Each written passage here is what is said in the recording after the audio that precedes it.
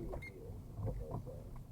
However, this coalition government is very clear in terms of the support of two hardline religious ultranationalists, Messrs. Olivier and Smotrich. They're in the cabinet, they'll be in a cabinet, but the wider cabinet, and they have said that if he, as they put it, surrenders, then they will bring down the government. Bring down the government? President Biden is very keen indeed to get a deal because he's under a lot of political pressure. He wants this thing to be over. He's got an election to fight.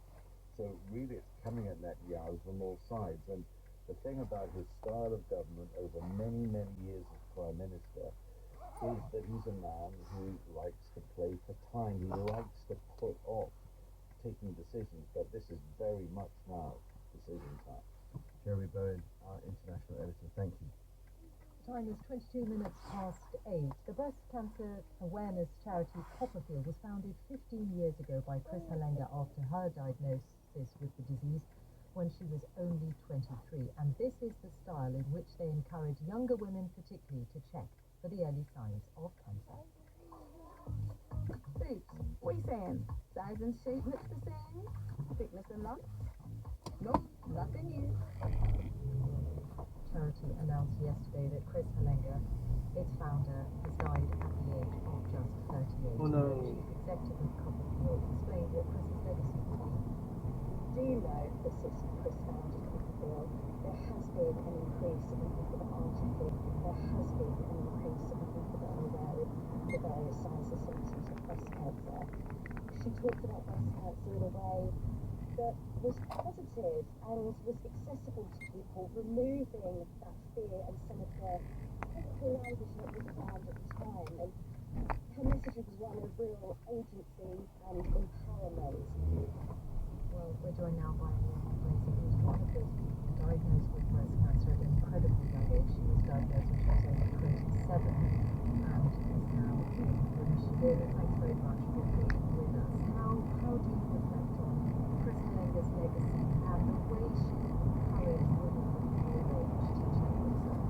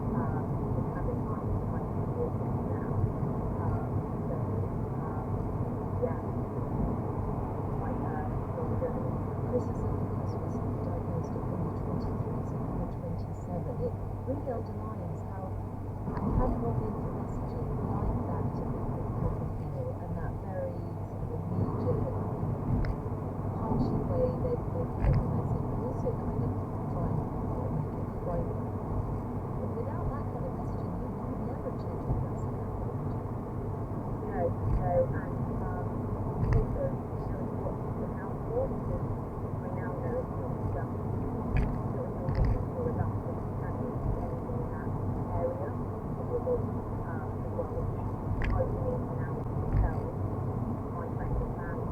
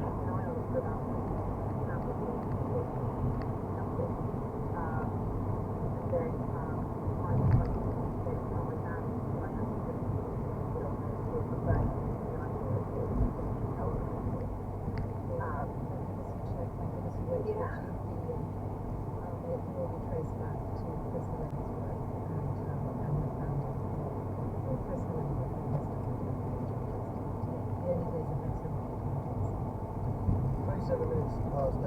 Thousands of people flying. Yes, sir. It's not very much so. We're giving you a chance to get involved in election year. Today. So Paul. those of you who weren't here,你有冇瞓覺啊？尋晚 coffee, we want you to put forward an idea for us to cover. 真係有咁瞓覺，你唔好有喺堂上面瞓覺哥， You want to shine a light on all things that you 你有瞓覺啊嘛？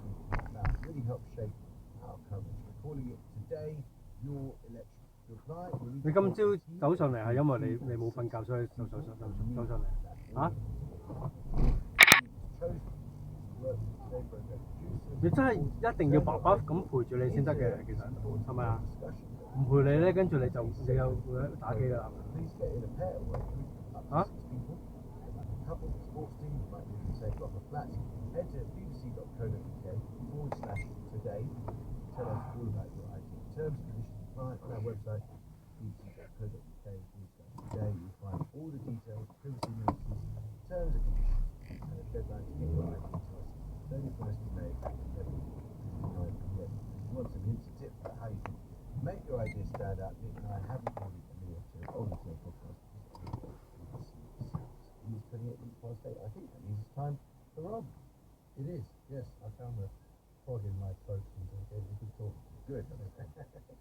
Karen Wilson's first world snooker title is not only earned from elevation with the status of the sports world number 3, but also the handy injection of £500,000 into his bank account. 1814 was his winning score against tenacious qualifier Jack Jones back in the final in Sheffield. It was a nice line afterwards, dressed to his white as he touched the trophy, shaped in the form of a silver lake.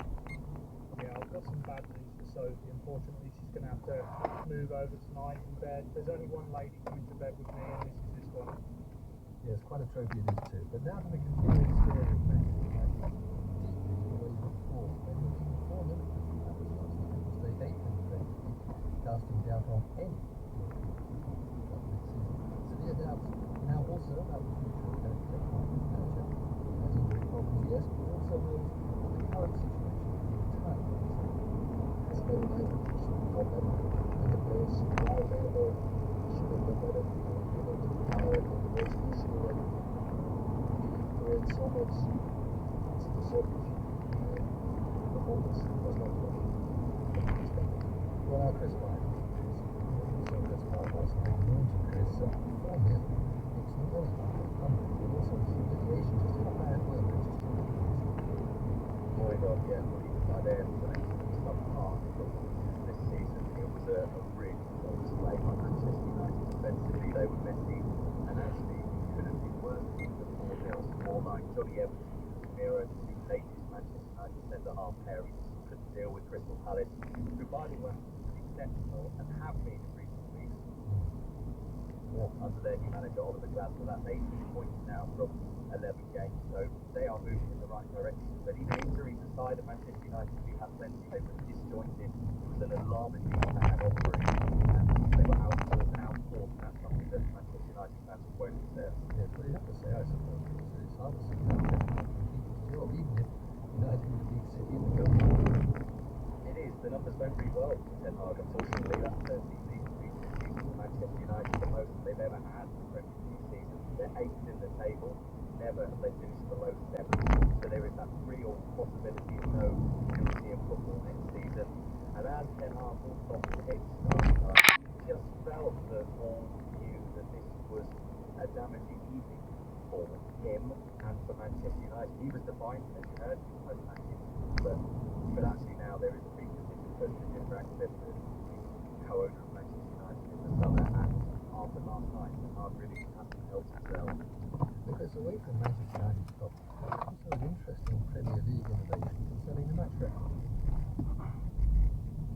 Yeah, Darren Gillett was wearing a webcam last night. It was a video camera head-mounted device placed above his left ear. Oh, It's going to be used Give me for that. a one-off programme in Premier League today, and it's for educational purposes. We actually saw something Humble. similar in the Give me that, Bundesliga Gogo. in Germany back in February.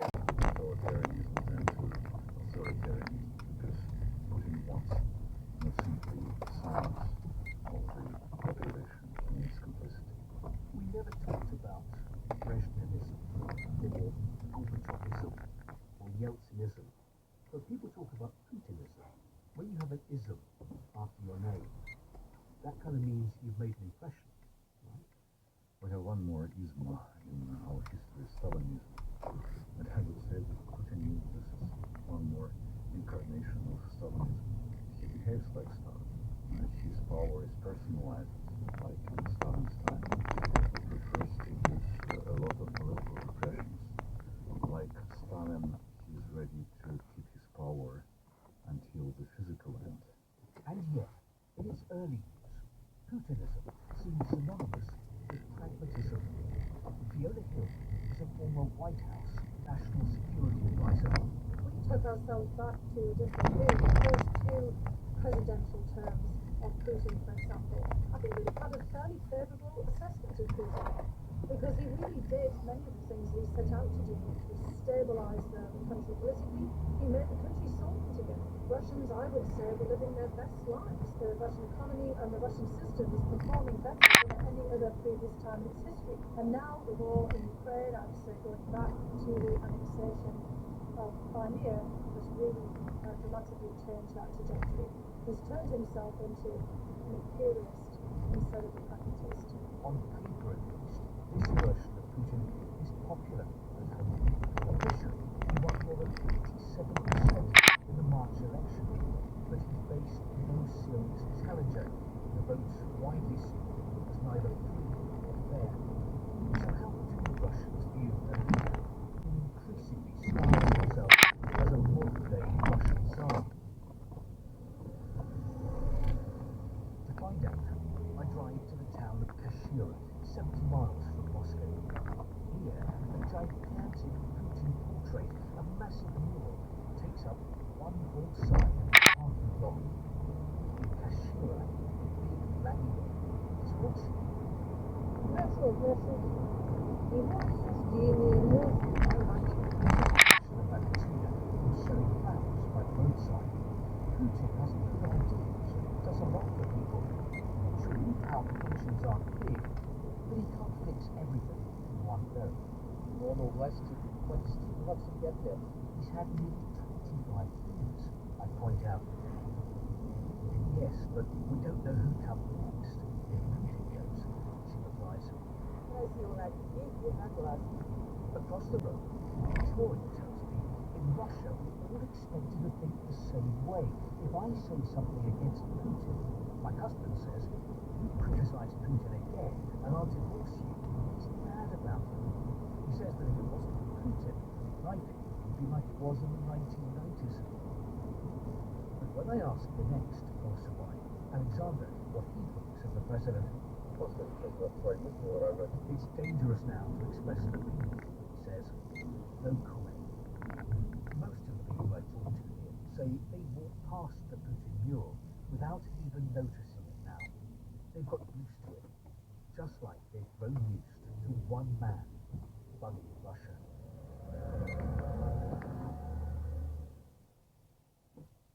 That was Steve Rosenberg reporting. It's 14 minutes to 9. The Mayor of Greater Manchester, Andy Burnham, is campaigning to end right to buy in Manchester. He also wants 10,000 new council homes as part of a big new focus on homelessness and the housing crisis in his area. He joins us now. Mr. Burnham, good morning.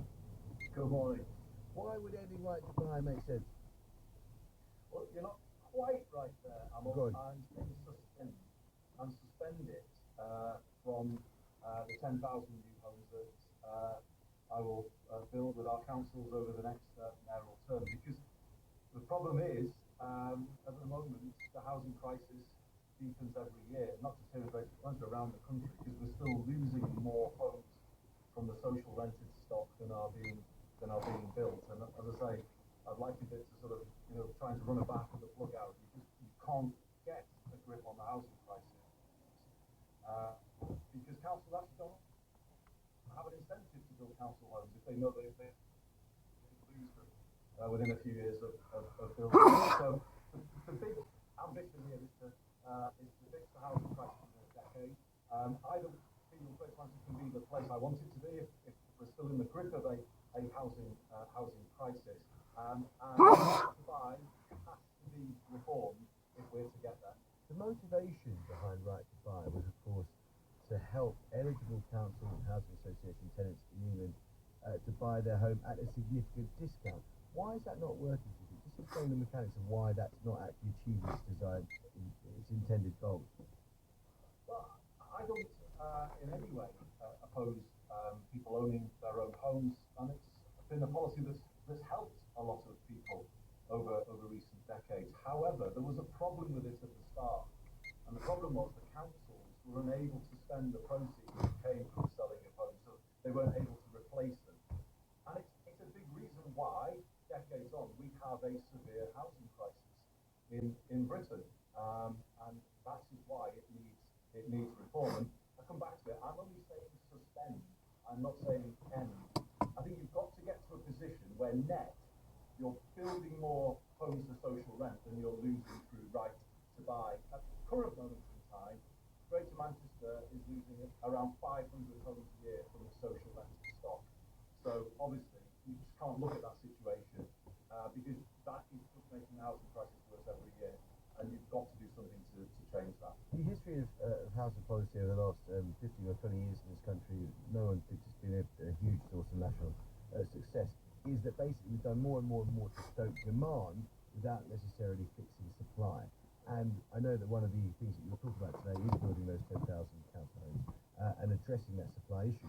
But one of the issues with supply is planning, getting the regulations in place, the planning in place, so you can actually unleash thousands of new homes. What are you proposing to do on that front to actually boost supply quickly and effectively and create affordable homes? Well, we've done something in Greater Manchester that nowhere else has done. We've put in place a spatial plan with all of the land allocations across the city region, and it's been really hard. There's been difficult debates here about Greenbelt over the last 7 years, but the homes have got to go somewhere, and we've grasped that nettle, actually, and we have a plan called Places for Everyone, which is now an adopted plan for 9 of our 10 councils. So we've got those land allocations. Alongside it, though, I've set up a land commission that has the major Whitehall departments, Network Rail, the NHS on it, other bodies, because we need to free up land held by public bodies in brownfield sites then can be used to build the 10,000 homes that I'm talking about. But we've done the hard work, and that's why we're ready to deliver. And how to make sure these homes are affordable? Because if you go to many parts of this country, there are massive holes in the ground. Eventually they're replaced by these blocks of flats, and it turns out the flats are about £400,000 for a one-bedroom flat. And so what you do is make sure they're affordable where you are. Yeah, well, this is why there needs to be a big change when it comes to housing policy. You know, we're just not fixing it at all. As I say, the housing crisis is getting worse every year. The way you make homes affordable is build a new generation of housing homes, and particularly without the risk of losing them through right to buy. So 10,000 homes now, 50,000 is the first instalment. But more broadly, we'd like to see action on the private rental sector. I think there is a case for much stronger regulation, particularly on rates, the fees that sometimes people are required to pay. So we will be bringing in a Greater Manchester land commission as well, in that process of having clearer standards within the private rental sector. Alongside it comes with our resident right to request a property check. I would certainly like to say, never forget how much you all thought was to check the down the road. It is what we said that should be a housing, but certainly in terms of making some Greater Manchester. And thank you very much. We have been reporting this morning the lack of approval system within the MOD, or at least does work for the MOD. One of them has been another development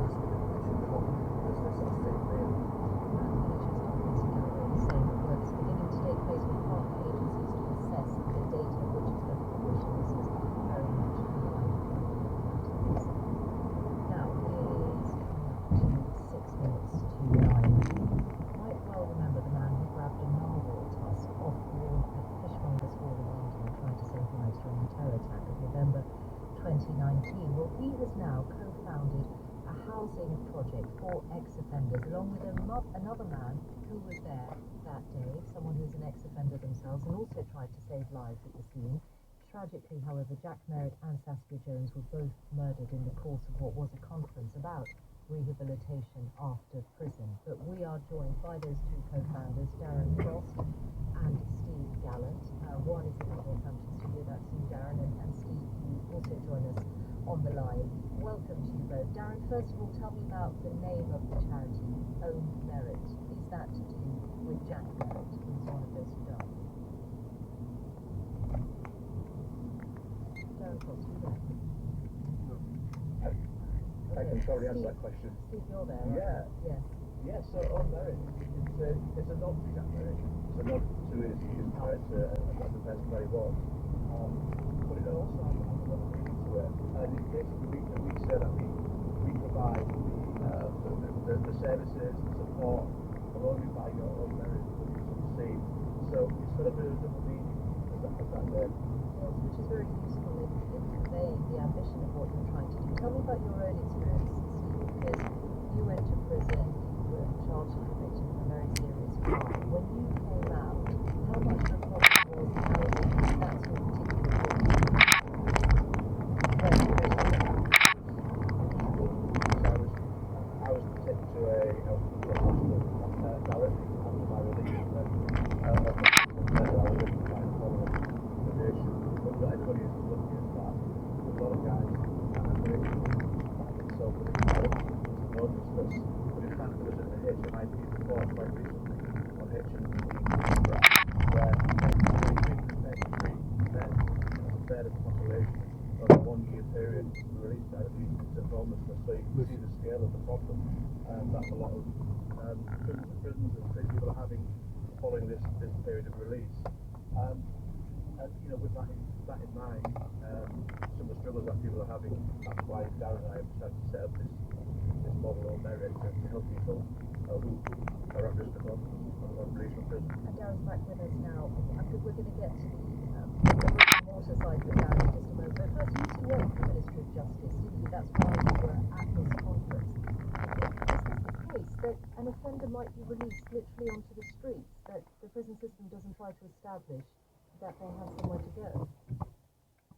Sadly, that is the case, and around 14% of prison leavers are released into homelessness, even during the winter months, straight into homelessness. And there's reports of people then going to their probation officers, reporting into probation the next day saying, I'm homeless, can you help me with the home? Being told they're not priority needs. And then the person saying, well, it says on my license agreement that I need to be housed, and then we call them into prison. And it's happening today. It just does seem so extraordinary. And your answer to this is what? What have you found?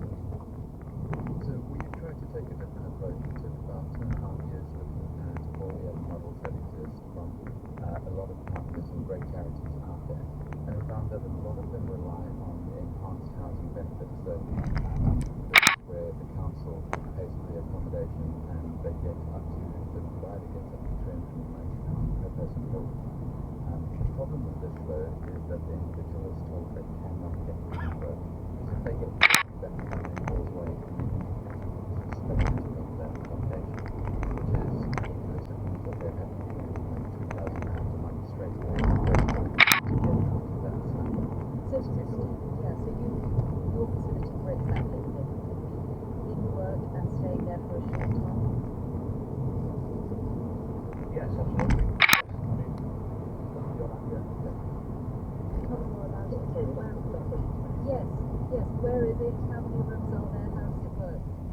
So we have a house in Northampton, and there are 6 rooms in there, and we only have 6 guys. And basically, when people are in prison, we take them.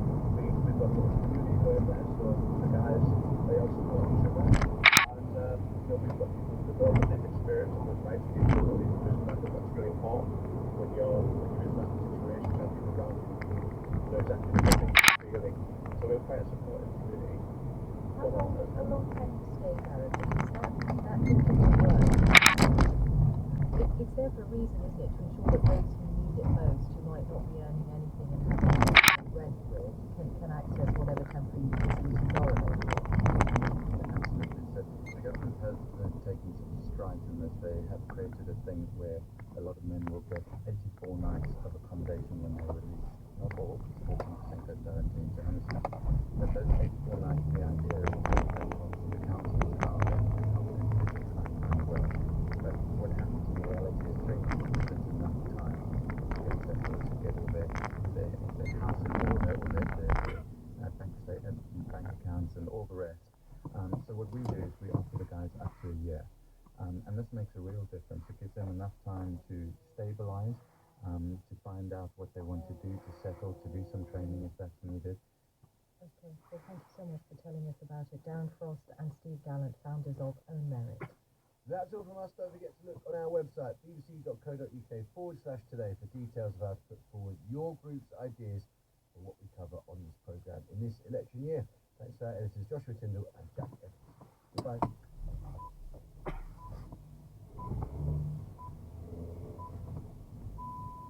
BBC News at 9 o'clock.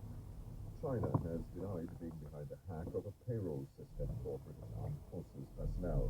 The BBC understands the government is stating is responsible for the attack on a third-party contractor which has access to the names and bank details of all service members and some veterans. China said the names were absurd. The government said it acted very swiftly to take the database offline. Kieran Martin is the former chief executive of the National Cyber Security Centre. It's not what you would call a crown jewel data set. This, as we understand, is more limited. Payrolls with bank details, there are some addresses. Whilst it is useful for building block intelligence gathering or if it's a criminal, for identity impersonation and fraud and that sort of thing, it would be less sensitive than some of the other data sets held by the MOD. A ransomware group which hacked the health board has released a large amount of patients' data on the dark web.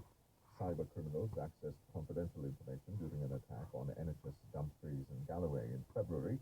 They published a small amount in March and threatened to release more unless they were paid. Health officials are working to assess which data was published. Israel says it has taken control of the Gazan side of the Rafah crossing which borders Egypt.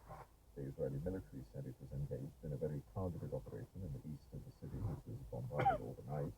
It came hours after Israel rejected a ceasefire deal which Hamas had agreed to, but Israel said it would send a delegation to Cairo for further talks. Scientists have found that people who have a specific genetic trait are almost certain to develop Alzheimer's disease.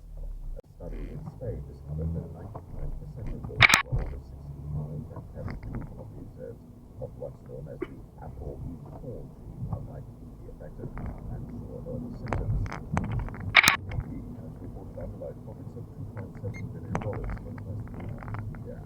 That's down from $4.9 billion this time last year. BBC News. Good morning, this is BBC Radio 4. Many of us will be needing a jump start after the bank holiday weekend. But in an hour, one woman shares with us what it's like to start again from nothing. We hear her inspiring story after she lost all her possessions in a fire, and she explains why we become so emotionally attached to our belongings. That's in Women's Hour at 10 o'clock. Now though, this morning, Mary Beard meets the savvy operator who cleans up after Boudica's revolt. We're travelling back to a crucial moment in British history for the first in a new series of Being Roman.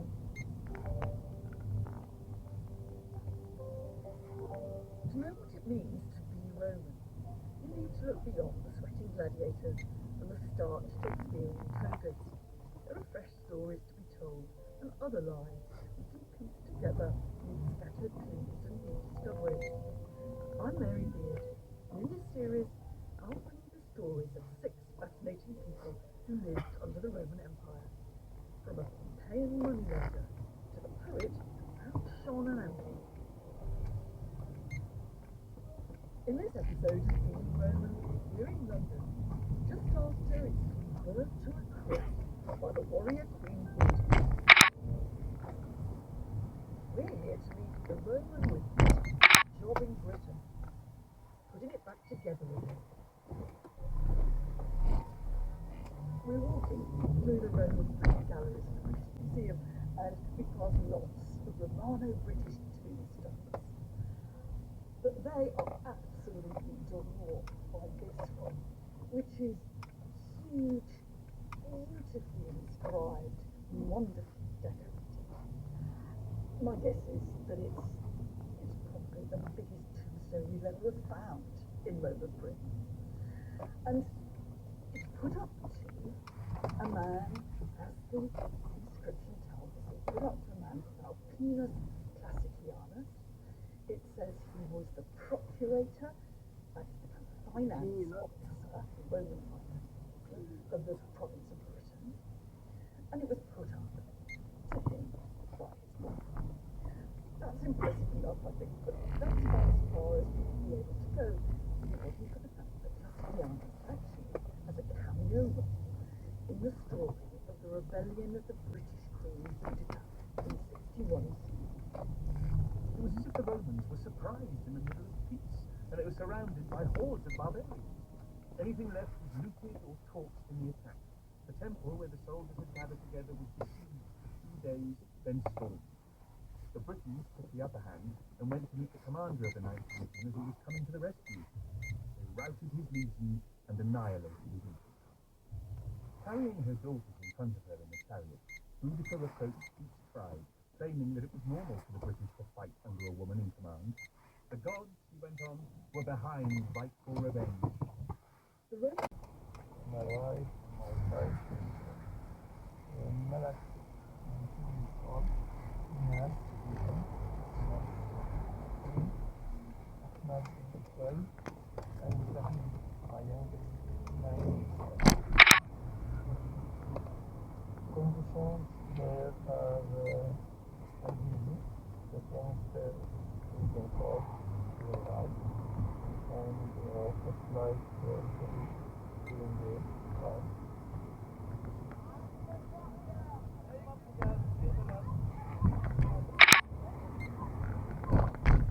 Most days we keep hearing fatalities, which always include waiting in one class for many hours. Some during food water and washing water, so finding food, practicing, finding a better water of finding, and the community are practicing the water of and I don't realize that my life and my community ground. That's right. I would have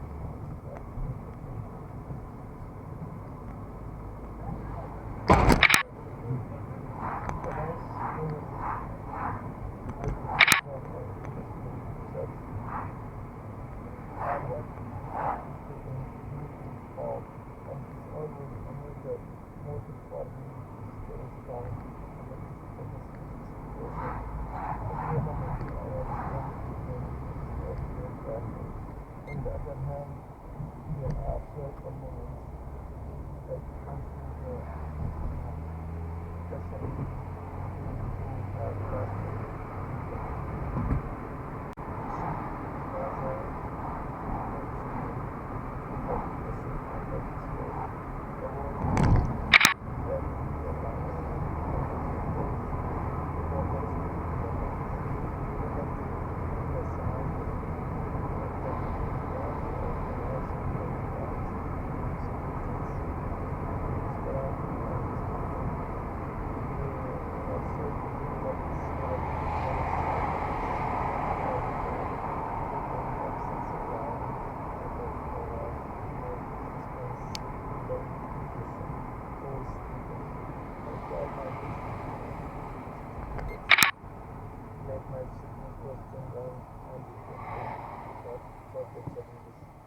life afterward.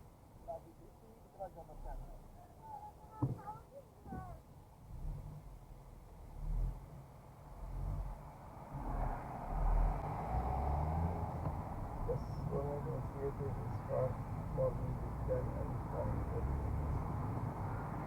the last interest and the power of water in swimming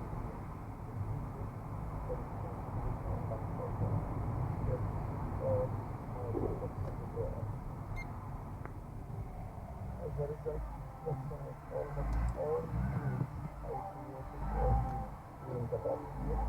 I plan build 5 bigger pools, one next to each of the 5 Gaza governorates, to meet the increasing needs for the largest number of children this coming summer, and as a way to get rid of some of the rubble of war in a pleasant and more joyful way.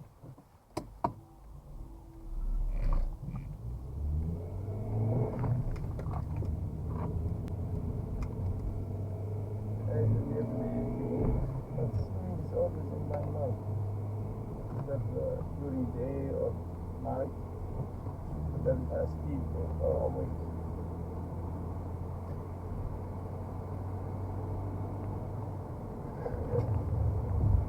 The last time when the water was January 15th, accompanied by Sami, my relative from Raqqa, who shares similar passion to water. But this was the first and only swim for me and for Sami during the past 6 months. Though it was cold, I spent more than half an hour inside the sea water, and it was a restart, like a restart for me, where I felt as if my spirit was reset and my body was refreshed.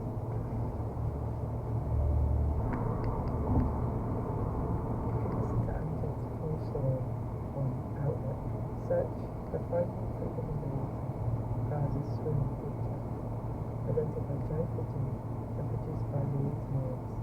The sound design is by Joel Cox. Sharp Cuts is presented by Josie Long and the producer is Eleanor McDowell. It's a Falling Tree production for Radio 4. Instead, I let myself get into a rattled state. Again. But when people closest to me, the ones I expect to care for, support me, just treat me like a teenager, well, it's no wonder I'm straight to this. Who could have predicted the consequences? A life changing everything? It's not over yet. And Unmissable The Archers, Radio 4 and BBC Sounds, tonight at 7.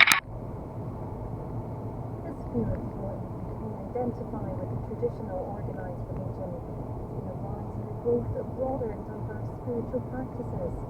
Now on Radio 4, equally appears from the panel practice astrology, Reiki, and shamanism by helping spiritual messages.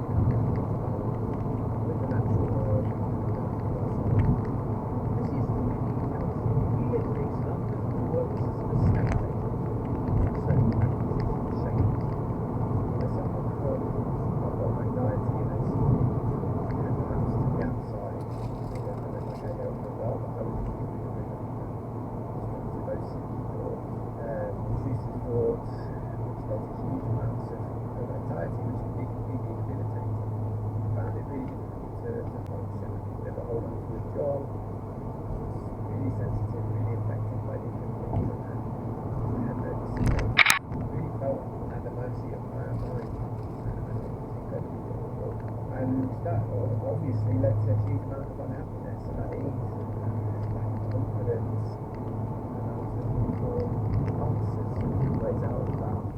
But I was always pulled towards spiritual practice, which was interesting because I didn't come from a spiritual background or a religious background at all. I started with yoga, and then sort of bounced around what I would term the New Age communities of London, and some didn't help at all, some helped a little bit, and eventually found shamanism, and then it took quite a long time to find what I would term as sort of the real deal, this really grounded, down-to-earth, Indian-based practice. Eddie is joining me today to talk about this quest for a spiritual connection and what he found in shamanic practice. According to the last census of England and Wales, shamanism is expanding faster than any other religion. The numbers are still small, but Eddie can also be seen as a part of a larger group, those who might identify with a spirituality of some kind, but not with traditional organised religion. This category, spiritual but not religious, spans a very broad spectrum of beliefs, practices and experiences. In this programme, we want to explore what some of these beliefs and practices can look and feel like, and why they're resonating with more and more people. What is spirituality without religion? Does it have a moral centre? Does it engender community? How does one practice it? Joining me today to explore this whole landscape are Celestial Tree, who's an astrologist and describes herself as a soul psychologist. Lovely to have you on. Thanks for having me. Happy to be here. Joe Moore is the founder of the Breathe in Space holistic centre and is also a yoga teacher. Lovely to have you too. Hi, thanks very much for having me. And Linda Woodhead, who is Professor of Moral and Social Theology at King's College London, and who used to be my old tutor in Oxford, is fascinated by all these developments, and it's great to see you again. It's so nice to see you, Giles, and to be talking about something that's just so interesting. Yeah, it really is. Great. So, can we just start by trying to clear up some of the landscape? Celestial, what's the difference between spirituality and religion? I suppose in my view, maybe religion has a set of beliefs and practices that you sort of subscribe to in order to belong to that religion, whereas spirituality is a little bit more explorative. Yes, there are some practices that you would obviously subscribe to and some beliefs that you would hold, but I think all in all there is like a bit of a difference between the organised religion and then the freedom that spirituality gives. Yeah, I guess my religion is very disorganised most of the time. Joe, is that how you see it as well? Yeah, absolutely. I think religion, for me, sometimes feels a little restrictive, something that I've explored, always been interested in world religion, but whenever I've entered, it doesn't matter which religious building or practice it is, I've just felt a little bit contained, and I think the word that Celestial used was freedom at the end there, and that's definitely how I see my spirituality, it's the freedom to explore. Eddie, is your spiritual practice, do you believe in God? Is that a part of what's going on here for you? Yeah, sort of, in the way that there is a spiritual hierarchy, I suppose. There is a power, if you like, or an energy that is all-encompassing, which I suppose would be the God figure. In terms of this conversation around spirituality and religion, I think it's really interesting looking at it from my perspective, a Western perspective. I see religion as also, in my life, something that was quite rigid. I think that part of that is that the mainstream religions that we have are so well defined, whereas when we go on our spiritual journey, spirituality in the West is quite undefined. We're still figuring out what that means, so that comes with it this degree of exploration, which I think is very exciting for people. So Linda, this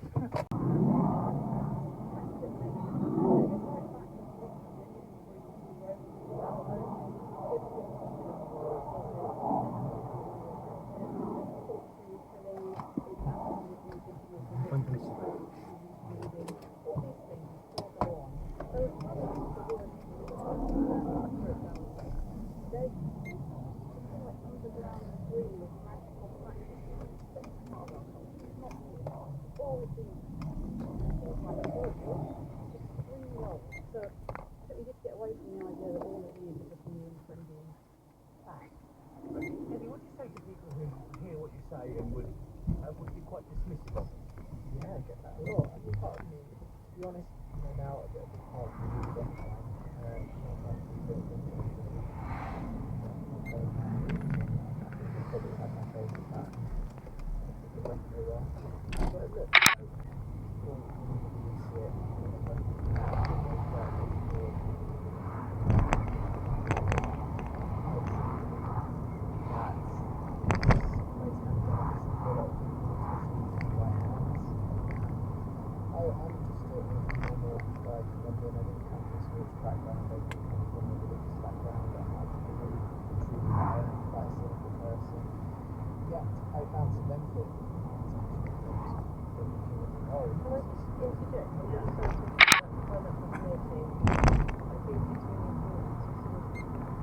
People that are spiritual are not trying to sign anybody up for anything. It's not sort of a dogma that 喂，你有冇嘢我喺呢度買？ that right at the start of our conversation, you were saying about spiritual stuff, that was a big part of it for me. There seems to be an expectation that if I turned it once, I would know that the same kind of thing. I would know what we did.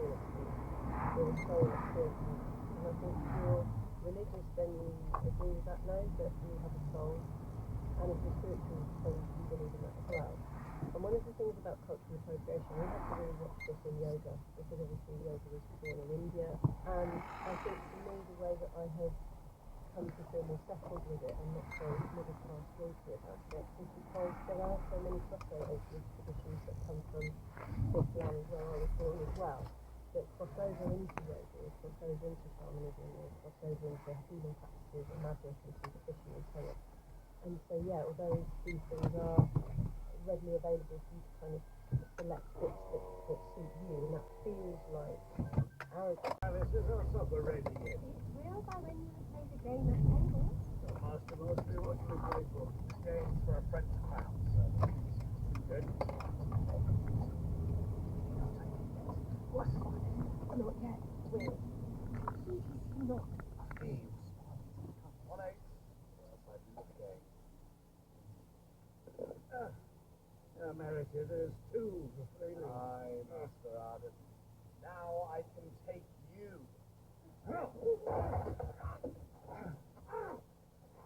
The stage direction says Black Will pulls him down with a towel. It's actually a very expensive piece of linen wear at the table. One of the things really that he's purchased to show off his status, Marilyn market for what? Yeah. A murder weapon. I'll take you up, sir. Nothing else. What? Where is that? Okay then, give me the weapon. Take this for hindering my love and mine.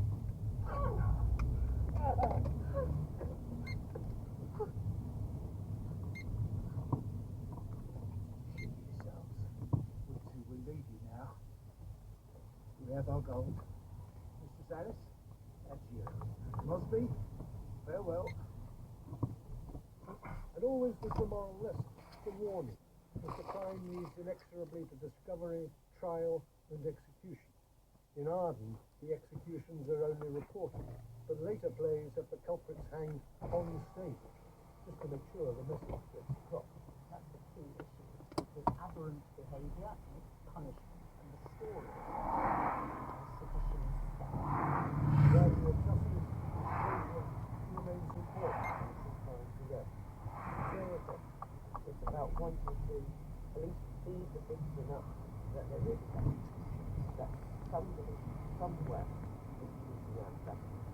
Even if, in the real world, the father and the anxiety and the terrible perception keeps it on the head. If someone gets to the story, you can go, well, that was the end of that one. Just as the same. And it just gives you that moment to breathe before they can give them the news and go,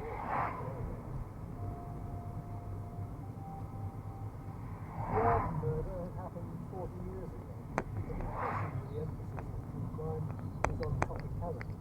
On the 6th of September 1602, the playwright William Morton received an advance for a play about a murder in Lincolnshire that happened just 8 days earlier. With this move towards currency comes a change of source material. The Arden story came from the respectable pages of Raphael Collins's Chronicles of England, but the later trade sources were journalistic, newspapers, chapbooks, ballads. See the rise of true crime drama as a commercially driven to annex the cheap popular book.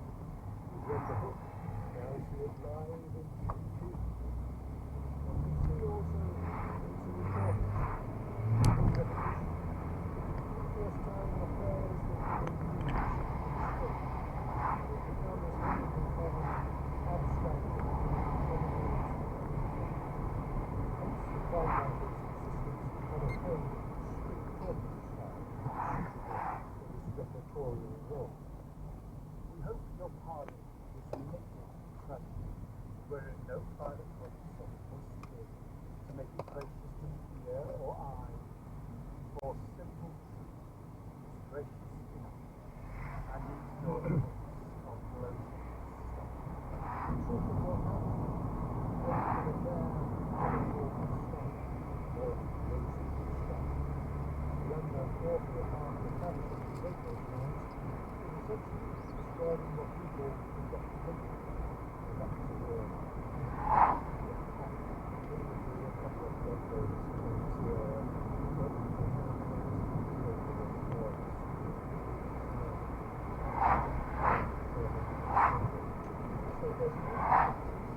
for the theaters, really, at this time, in serving as a mouthpiece for news. And the playwrights knew this, and they also knew that they had to be careful about transgressing the bounds of what was acceptable. So here's a danger. This new idea of staging current events is good for the box office, but perhaps not so pleasing to the ever vigilant authority. If I could recover one lost play at a time, it might be the tragedy of Gower. With the accession of James I in 1603, Shakespeare's company gained royal patronage. They became the king. And the tragedy of Gower was one of their first productions. It dramatized an assassination attempt on King James himself by Alexander Ruthven, younger brother of the Earl of Gower. This was in Scotland before James had become King of England. Well, it must have seemed like a really good idea. True crime with a royal twist. But very soon ran into trouble. We learned from a letter written by one John Chamberlain. 18th of December 1604. The tragedy of Gowrie, with all the action and actors, have been twice represented by English players, with exceeding concourse of all sorts of people. But whether the matter or manner be not well handled, or that it be thought unfit for princes to be played on the stage in their lifetime, I hear that some great councillors are much displeased with it, and so is thought it shall be fully. The play was indeed suppressed. No trace of it remains today. But we do have the story, as told in an official pamphlet, presumably the source of playwright used. So let me set the scene. So it's a Tuesday in August 5th, in 1600, and King James is acting on his naval pastime. And at some point, or to the Gowrie Council, by the young and quite bad Alexander Ruthven. What's there? He was led to the facility chambers, up to a small covered closet, and note that he drew back her and challenged James not to kill his father. It makes for a great theater. It's a skip that blocks out the actual stage of the play. Ruthven tries to use a garter to bind James's hands, and King James said, I was born a free king, and I shall die a free king. You can see this line right downstairs. So the two men are standing there jostling, wrestling, and somehow James pulls them to the open window. George! George, move! Thrusts his head out of the window and cries out that they were murdering him there and called for treason. They have laid hands on their king! They will murder me! At which point James's entourage race up, burst into the room, and kill all the other witnesses and kill Ruthven himself. You can imagine Shakespeare's company staging King James wrestling for his life, calling for help. Comment? And this bloody There's a new resolution. king in our class. New咩? New king in our class. New King of... New This was king. not Shakespeare's first involvement Oh. in a true crime His production. name is Emmy. A play We called A Warning for suspect Fair that Women was something performed a by little the off Chamberlain's men in the His 1590s. posture is Shakespeare absolutely may even have perfect. acted in Stephen Lewis, his own who has plays, the of best course, possible as posture violent in the deaths class of for plenty. him, Posture for what? couldn't even the do the pulse best, better of the fears and the good anxieties posture of his Emmy play for like 2 and he was minutes. also clearly interested And Say in again? all of his plays, Emmy but especially probably in his came from a plays that strict dwell on school. criminality There's and something a murder, little off about on him. He's too motive, hard and whether the motive was marriage or Okay. sexual infidelity, politics, He's a nice guy, money, but revenge. I think that captures most Is it crime he or narratives. she? And those are He, subjects okay. that are near and dear to What's his Shakespeare name? that he clearly thought deeply Huh? about. Amy. A Warning for Fair Women Amy. was How do you another spell it? homicidal wife story Okay. in the Arden mold. It was first Is published he, in late is he British? 1599. Its title page In- says it had been is he white? briefly acted.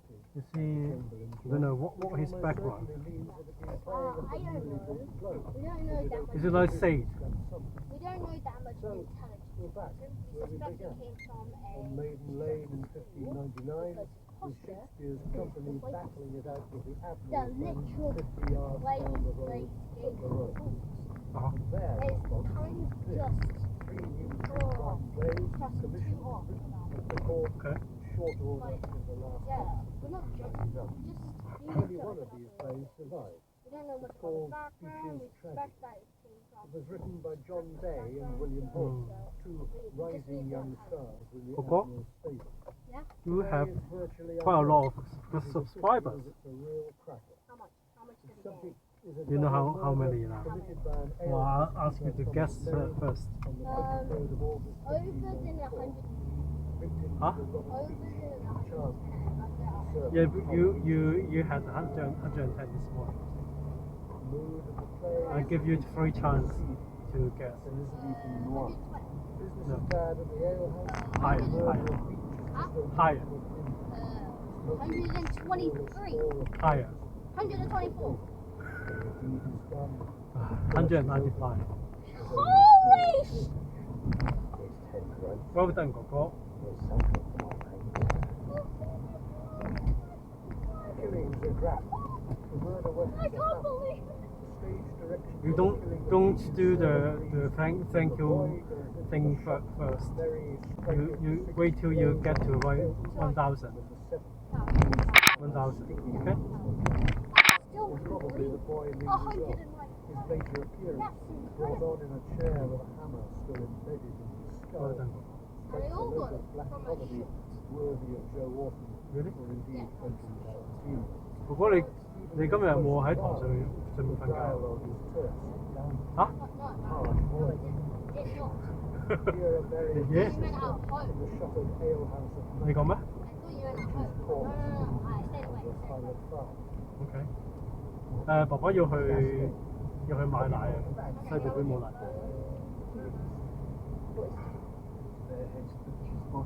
你想食咩晏晝？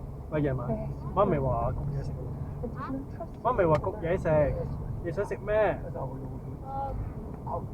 Well, you said yeah, would choose. 啊？ You said yeah, would choose. 夜夜咩 You said yeah. ？No。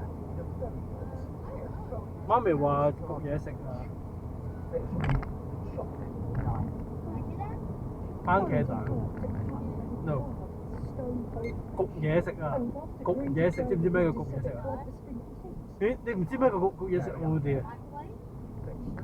焗即係 grill or air fry or in the oven。嘢 is stuff， 食係 eat。 Chips from air fryer. 哥哥你唔知焗嘢食係咩？ Air fryer. 焗係 oven cook or air fry cook。 Okay, let's eat eggs. 嘢係咩哥哥？嘢啊！乜嘢啊？嗰個嘢係乜嘢？ Air fry or But I'm going for chips. 嘢啊！淨係嘢呢個字啊 I don't know. ！You don't know I don't know. Nobody ever told me. something. That means something. 嘢 something. Bruh. I knew yeah. I know stuff, but I don't know that. Bro. 乜嘢就係乜嘢？知唔知係咩？ I'm gonna make notes. 哥哥你知唔知咩係乜嘢？乜嘢係咩 ？Chips。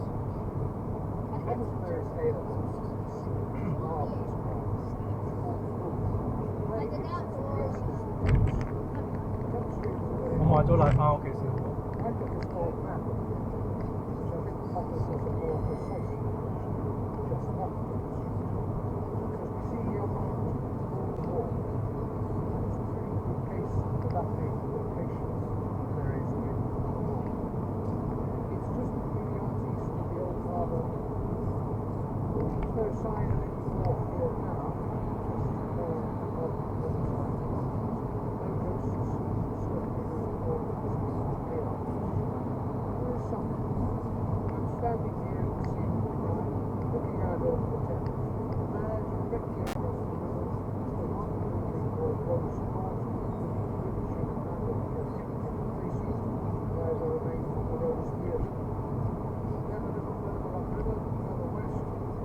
Sight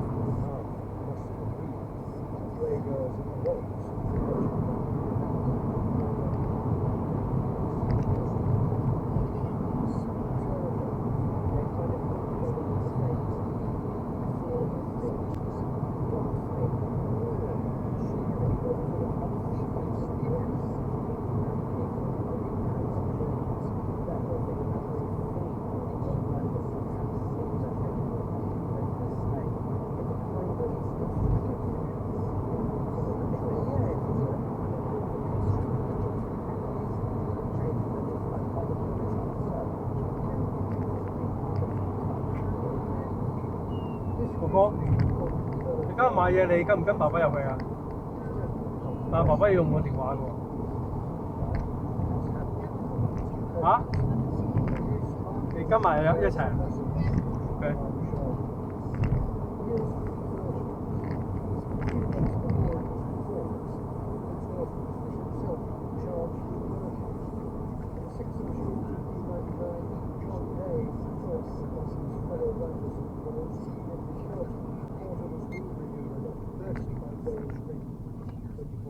Later, he was dead.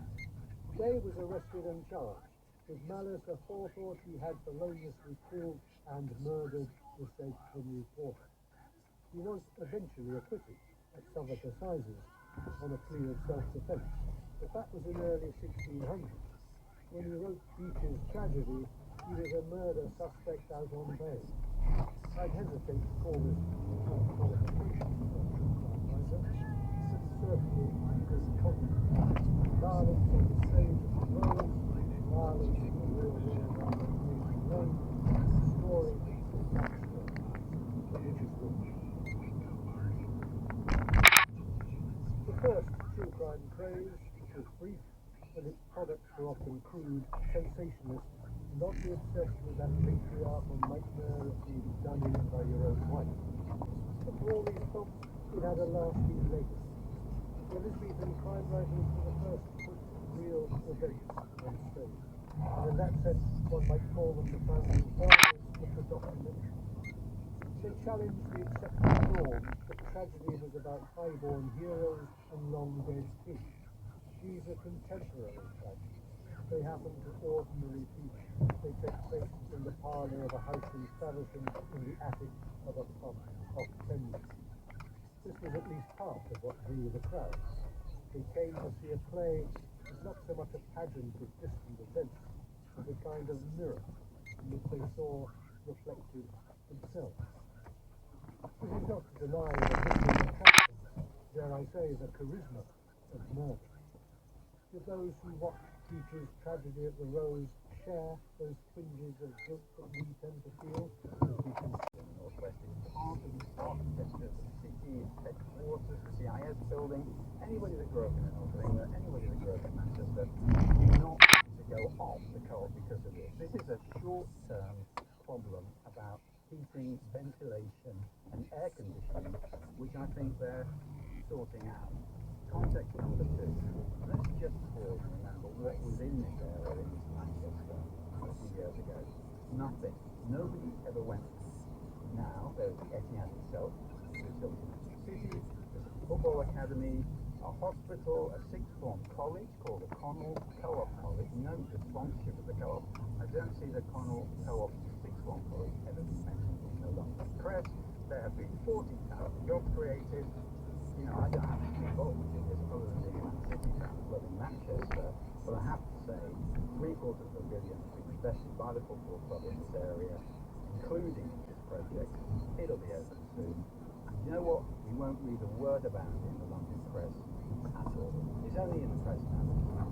Well, David, I completely understand what you're saying, and I think the Manchester story is a great story, but as we heard in that Newsweek clip, that I think has been handled functionally. Not a problem, because no one has ever really heard of it, and it's the Co-op brand that's exposed, that leaving young fans at doorstep in a new venue, of course, doesn't look good. It's created, as you say, a lot of bad press, probably a lot of it London concentrated, but it exists as bad press, and every time you read the news over the last few days, frankly, it's the Co-op name comes up front and disappointed and unhappy customers.